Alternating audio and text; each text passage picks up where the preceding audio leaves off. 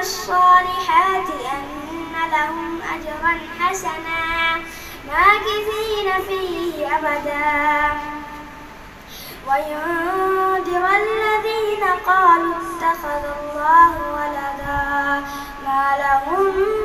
به من علم ولا لآبائهم كبرت كلمة تخرج من أفواههم إن يقولون إلا كذبا فلعلك باخع نفسك على آثارهم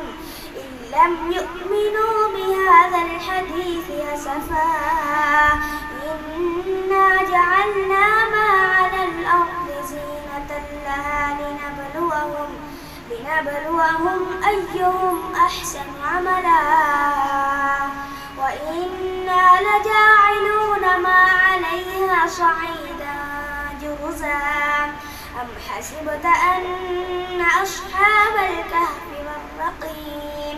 والرقيم كانوا من آياتنا عجبا إذ أوى الفتية إلى الكهف فقالوا ربنا آتنا من لدنك رحمة وهيئ لنا من أمرنا رشدا فضربنا على آذانهم في الكهف سنين عددا